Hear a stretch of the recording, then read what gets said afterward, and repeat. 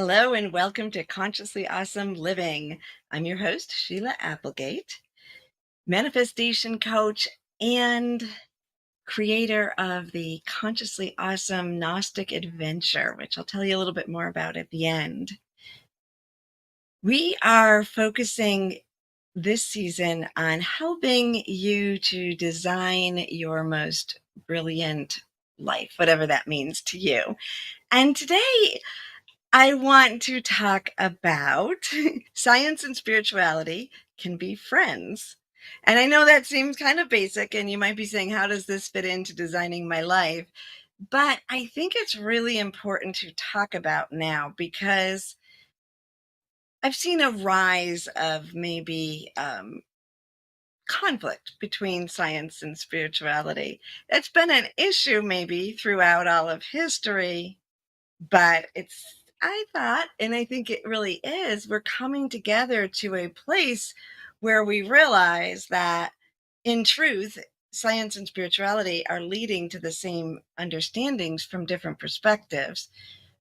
But maybe over the last several years, there's been sort of an uprising of uncertainty about that. So I just want to kind of talk about that with you, and share with you my perspective and explore that possibility so that you can come to your own understanding of how those fit together. Why is that important in manifesting or creating the life you desire? It's important because science is everywhere, right? Like, it's science that developed the technology that we use. It's science that helps us to eat, to be fed, to um, be healthy, to be here alive. So really we have to come to an understanding of that friendship, right? And as we look into this more, you'll see that it's actually supportive of the idea that we can create, and that our efforts that we've talked about actually do have a scientific basis to them, which is good to know, right? So let's kind of go back to the beginning. And the word science itself emerged in the 19th century in the midst of attempts of narrowly defining those who studied nature. So science, in its core, as its beginning name, was about the study of nature. So if we remember that, I think that in itself can help us to realize that if we're on a spiritual path, we're often connected to nature, and we understand that that relationship and exploring that is part of the process that we're moving through. So coming back to that understanding is helpful. And I also just want to give you some quotes from some of the scientists that you may have heard of in their perspective of this friendship that science and spirituality actually have. So the Francis Collins, who is the director of the National Health Institute and the winner of the 2020 Templeton Prize, said this: "The God of the Bible is also the God of the genome." He said, "He can be worshiped in the cathedral or in the laboratory." So that statement, that understanding that when we are thinking of God, the essence, the energy of divine that we speak of, that can be reached either from the microorganisms or all the way up to the existential expansion that we speak of with the universe and divine oneness. And just like we've spoken about how various religions, when we get to the truth of it, they actually have the same core and they can find the path to the divine, right? So on the outside, many religions may look different from each other, but at the core, they have universal truths that can lead you to the divine. Science is another path like that. I would guess that some mathematicians would say that you can find the divine through math too. I haven't explored that as extremely. So let's go on to another well-known scientist. I'm sure you've heard of Albert Einstein. Here are a couple quotes of Albert Einstein. Coincidence is God's way of remaining anonymous, and no problem can be solved from the same level of consciousness that created it. And I think that's very interesting because when you think about when I think about spirituality, and I'm guessing that since you're here on Consciously Awesome Living, you may have these same perceptions, that I am talking about levels of consciousness, right? I'm talking about shifting attention to higher frequencies, higher levels of consciousness to gain information. When I channel, that's what I'm doing. When I lead you in a meditation, that's what I'm doing. I'm helping you to shift your attention and to access different levels of consciousness. And through that, and through your imagination, you may perceive different possible outcomes and create that life that you desire. So we have the same base of understanding that we have to shift consciousness in order to solve or resolve the issues in our life. And then we'll go with one more, and that's Nikola Tesla. And he said, "My brain is only a receiver. The universe is the core from which we obtain knowledge, strength, and inspiration. I have not penetrated into secrets of this core, but I know that it exists." So we've all heard of Tesla and the inventions that he was able to create, and some that were then kind of taken over by other people, because we always have human and capitalism in there. But when we understand that scientists, most scientists, are going into whatever experiment they're doing, whatever the problem they're solving, they're going in with an open mind. Part of the scientific process is being able to see beyond what is in front of you, to stay open and to allow new data to come in. And as we see in some of these quotes, we understand that they're accessing in a way um, an an aspect of themselves that they don't know exists, right? They know it's beyond what their personal knowledge is in that moment, because that's how we have new discoveries, from staying open and looking at all possibilities. So when we look at it from this perspective, we see that science and the way I view spirituality, and maybe the way you view spirituality, is really the same frequency. We're moving through that process of understanding, experiencing new things, and staying open for that collective consciousness to give us new information. Now, my youngest child, Justin, is a biochemist. And as Justin is studying science more, I have had a new understanding, a new interest.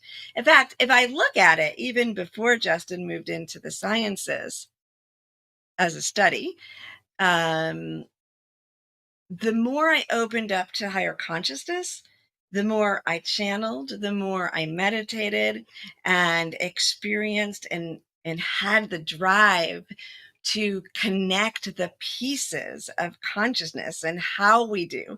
So it's one thing to channel, it's another thing to then figure out, how am I channeling? Why is this working? What does this mean? And how do I explain it to another person? Or same with energy healing.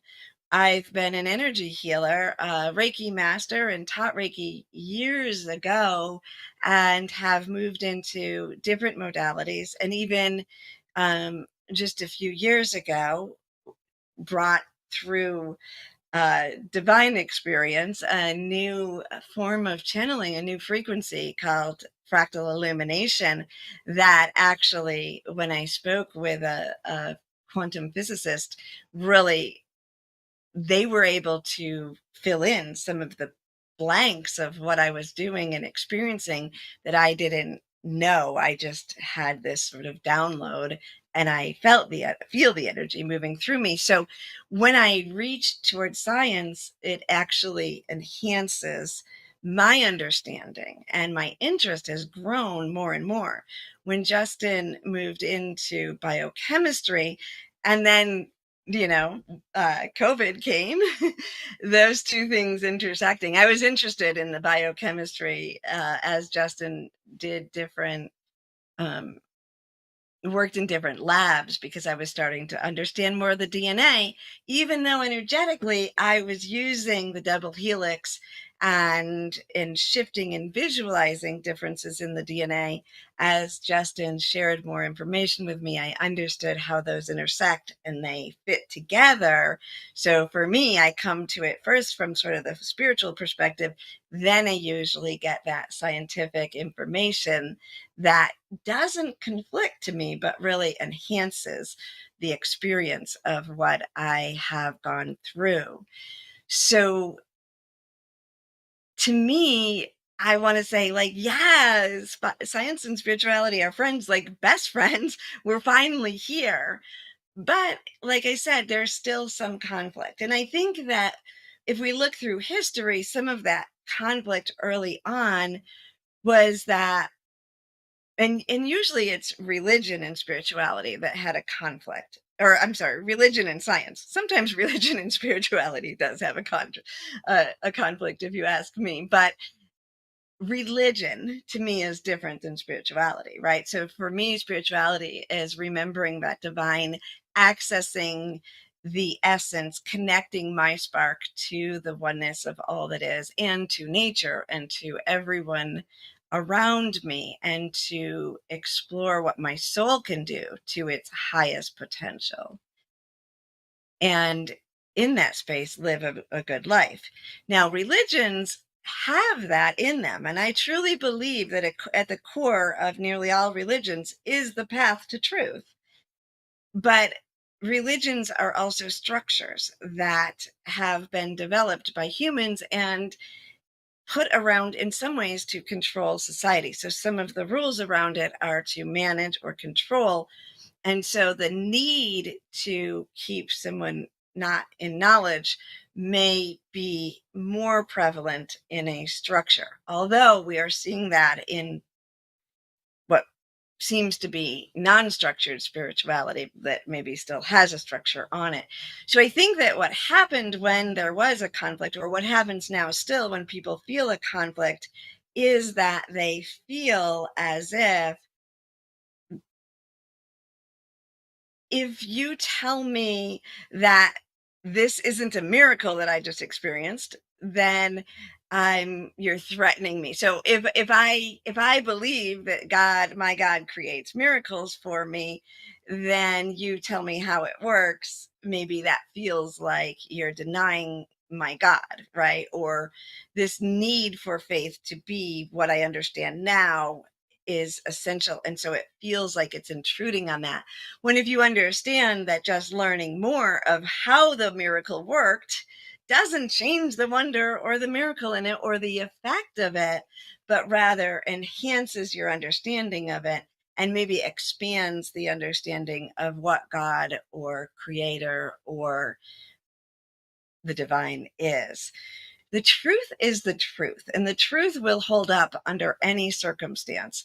And that is what we need to remember. So, we're going to talk about that a little bit more after break. So, just be back in just a minute and we'll continue with this discussion.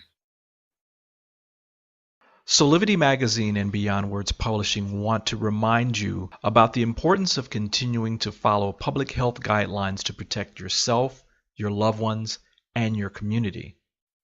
Please continue to wear a mask, wash your hands, and watch your distance.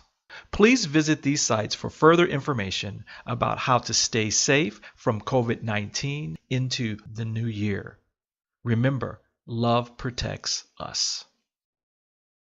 Hello and welcome back. Let's continue our discussion about the friendship between science and spirituality. Now that we realize that, yes, science and spirituality truly can be friends.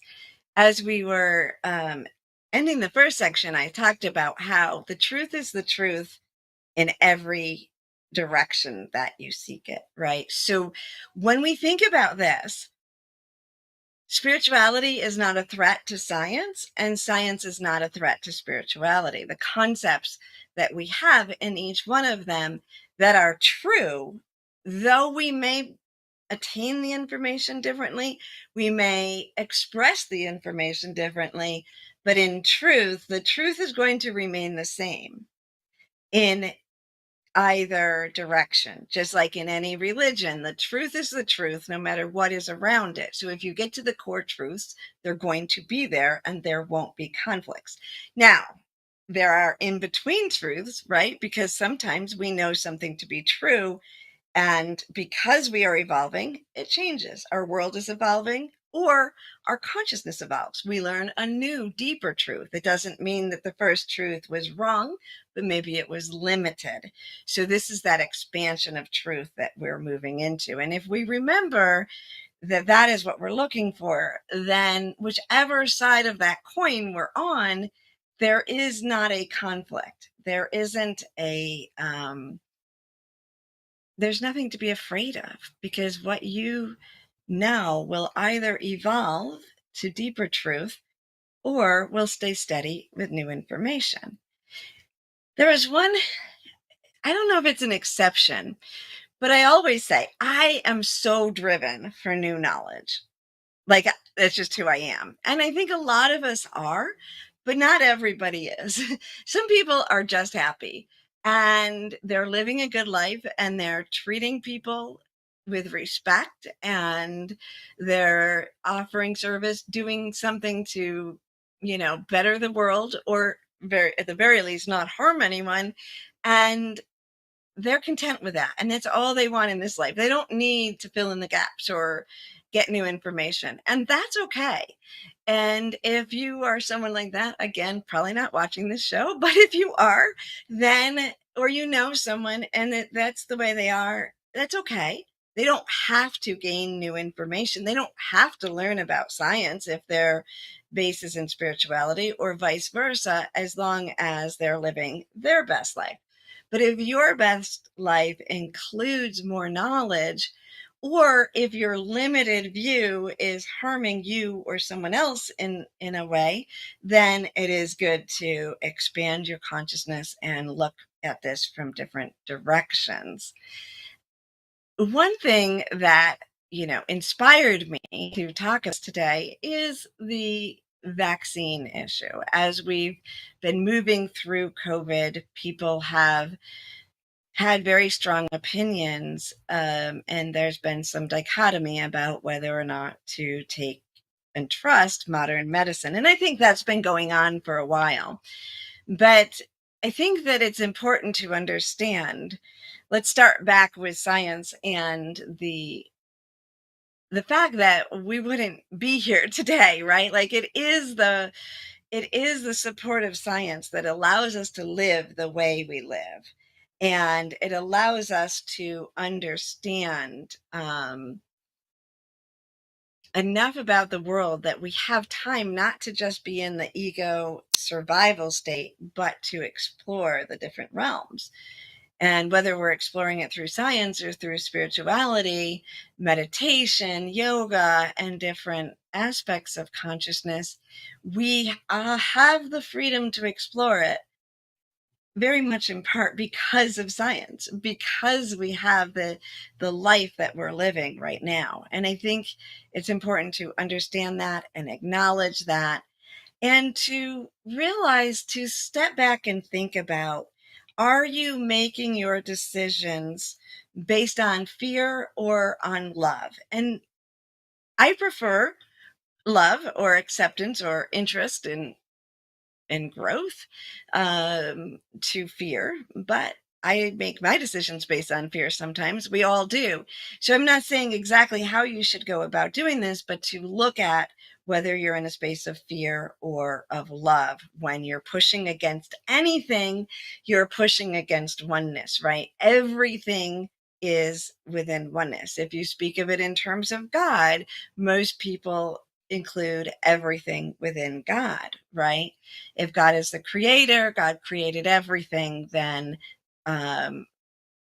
science is included in that, and so are the scientists. So, is your worldview that the world is evolving and working towards helping you grow? A loving view that humanity is loving and growing, and we're in this together, or are you pushing against things as a way of keeping a belief system? If your belief system is solid, it can accept new information. So, just think about that as you explore that for yourself. The other thing that, well, you know what? Like I said, I have been pretty excited about science for a while. I wasn't really excited about it back in school. In fact, I'm thinking now of some not so fun experiences that I had along the way in science classes.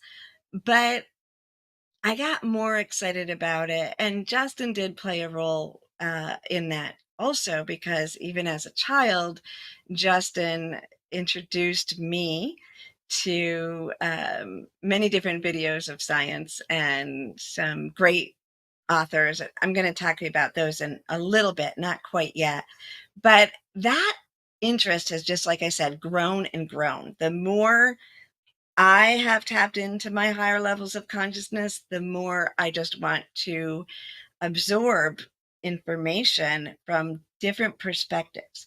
Now, as a spiritual channel, which I have been doing for quite some time, I also am aware that I have the ability, the skill, and the desire to tap in and expand my attention and allow other energies to speak through me, but I'm still that vessel, right? So the more information that I download into my brain, the more things, the more aspects of life on earth that I allow myself to digest, available in my little brain computer for the divine to access and help express their truths when I use that technique. So to me, it's quite essential to just absorb more information. And then recently, and it's not recently that I just heard of them, and we'll talk about that later, but I have gotten obsessed with IONS lately, which is the Institute of Noetic Science, because they are researching and investigating consciousness and worldviews and the science that connects us. And that piece, to me, when science and spirituality fill in whatever gap may be there, it's just going to explode humanity's potential. And I've always felt like it should be normal. It should be normal for people to live from that space of consciousness, to utilize some of the gifts and the tools that I have access to. And so seeing that intersection coming. Now, noetic science is that exploration of that gnosis, that wisdom that's inside of us. And it involves intuition, insight, psychic, and mystical awareness. And that, of course, is right up my ballpark, right? But there's other elements of science and even more, but I'm just kind of telling you the three that are most in my foresight.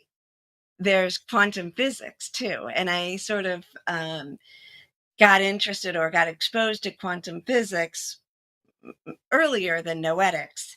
And if you look in quantum physics, now they're not consciously seeking to explore the psychic realm, but they are reaching new information that is leading them to have to acknowledge that which we haven't made tangible yet, that which we haven't understood. If you look into consciousness, there is no scientific understanding of what consciousness is. What is creating the dialogue in our head, the imagination, what runs these bodies that we have, what are those energies and how does it work, is still being explored. So the more science and physics moves in the direction of understanding, the closer they come to understanding that there's a frequency that is influencing us, and that and spirituality is what we've been tapping into. So combining the two together is pretty exciting. I will be having some links for you to look at. If you haven't moved, probably a lot of people have heard of Greg Braden. He has a few good videos out that talk about the entanglement theory and the understanding that they're coming to, that our human DNA will influence photons, and that so influence the energy, basically, if we're going to talk in the terms I usually use, and have the energy around our DNA when tested in a lab will shift to engage with it. And there's many different studies that show this effect and this engagement through quantum physics. And then, like I said, the microbiology, the more I learn about it, the more fascinated I become. And because my path has been like, okay, here I am, but I feel something more, right? Looking at soul, looking at the spiritual concepts, and then expanding outward into the different frequencies that I tap into, all the way to oneness, because we know science has concluded that there is one energy that connects us all, and that everything is connected in some way and influences each other, which is also where we reach in oneness. So it's one thing to know it, to see it in the micros laboratory experience, and then also to experience it by feeling it and living it, which is what I've been focusing on in my teachings. And watching these two expand opens it up, and we see that we have a deeper experience of it when we combine our mental understanding with the experiential understanding of our soul. And the more I went into the expansion, then I started looking at the internal and realizing that the tiniest aspects of ourselves is part of what connects us. So I could go on and on forever. I'm going to give you some links of videos you can watch and, build a friendship with science if you haven't. And if you're a scientist, build a friendship with spirituality, because we can be great friends. Have a wonderful week. I want to remind you, in January 22nd, we will have the Empower Summit. Make sure you're here on Soulivity TV for that. And the next Consciously Awesome Gnostic Adventure is on January 27th. It begins. Have a beautiful week.